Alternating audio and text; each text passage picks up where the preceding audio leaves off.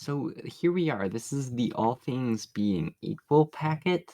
It's kind of a POGL, one of the project things that you have to do in class activities. And we'll be doing this part one, the procedure part with the 4 beakers, two 1,000 milliliter beakers, and then a 100 milliliter and a 50 milliliter beaker. The one on the left, we're calling beaker A, has 700 milliliters of water in it, and the one on the right, beaker B, the big ones that is, does not have any water in it yet. What we'll be doing is we'll be bringing water back and forth between the 2 beakers as we go.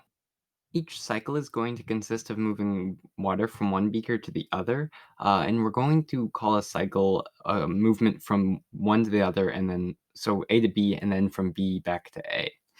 The best way to show and measure this is to do it on graphical analysis, in my opinion, at least. Have a manual entry data table with cycle, a volume in A, and volume in B, and figure those out as we go. So here we go. This is going to be the first example. One, we're going to be using the 100 milliliter beaker to get water out of A and into B. So we're not allowed to tip the beakers at all, and instead we just have to dip it in and get as much as we can, like this. Since you have 700 milliliters, it should be pretty easy to get a complete 100 milliliters at the beginning from A to B, but it'll actually be impossible, very hard without tipping the beakers to get a complete 50 milliliters back from B to A. Just do about the best you can, like I tried there. It'll all make sense at the end. So we have to read the sides of the beakers. It seems that there's about 600 milliliters in beaker A and 100 milliliters in beaker B. And that's the first round. On to the second round. Just do the same thing. I'll get a little bit repetitive, but you'll start to notice something on the graph as you keep going about what's really going on and why the numbers and like the graph looks the way that the graph works. So round two is completed like that. And at the end of round two, it seems that there's 510 milliliters in beaker A and 190 milliliters in beaker B. Moving on to the third round, just the same thing. It's the same task. It's pretty simple. You'll notice it's starting to get a little bit harder to get a complete 100 milliliters from A to B, just because the 100 milliliter beaker is so large. So the third round, there's 440 from A and 240 in B. You'll notice that the sum of these is actually a little bit less than the original 700 milliliters, but that's just because some has spilled and imprecise measurements on the beakers themselves. It's really all right, and it's going to be fine in the end. That's not exactly 700. And this is the fourth round. So I am going to speed these up or start speeding them up a little bit so that it's a little less painful to watch over and over and over again. And eventually I'll just eliminate you having to see me do it because you'll get the hang of it. In the fourth round, there were 400 milliliters in A and 200 milliliters in beaker B. Um, yeah, just like that, keep inserting them into the data table. You'll also have to note that I forgot to do this at the beginning, but you want to click on the left over there and go to add the column for A and B so that you can see both of them going at once, the B one and the A one coming together, and we'll see what they do in a few more trials. I'm going to eventually do 14 of these, so just because that's the number that worked best for me.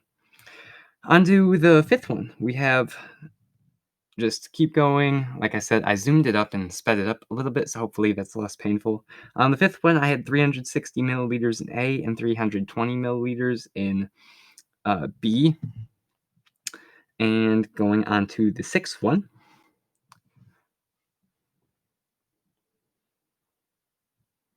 Just like that. At the end of the sixth round, I had 330 milliliters in A and 350 in B. You'll notice this is the first time where the B is actually greater than the volume from A. And you can see that on the graph as the B dot's a little bit higher than the red, or the blue dot's a little bit higher than the red dot, representing beaker A. So yeah, there you go. And this is the 7th round, I do believe. Dip the water from A into B, and the water from B back into A. Um, yeah, and at the end of the 7th round, add 300 milliliters in beaker A and 380 milliliters in beaker B, so the gap has spread a little bit further. Here's when I'll stop showing you the procedure itself and just kind of do the data. So for the 8th row, we had 280 milliliters in A and 400 in B. For the 9th row, we ended up having 270 in A and 410 in B. For the 10th row, I forgot I needed to add a few more rows. For the 10th row, we have 250 in A and 420 in B. And for the 11th row, we ended up having the same thing. Interestingly enough, 250 in A and 420 milliliters of water in B. The reason this is because it becomes harder to take a complete 100 milliliters out of A and into B, but it's easy to take 50 milliliters. So it's interesting that you're actually adding 50 milliliters from A to B and 50 from B to A, even though you're using different sized beakers. I'll try to show this here. It's a little hard to see, but there, that's the 100 milliliter beaker, and you can't get a whole beaker, you see, without tipping the beakers on the side. You just have to do the best you can.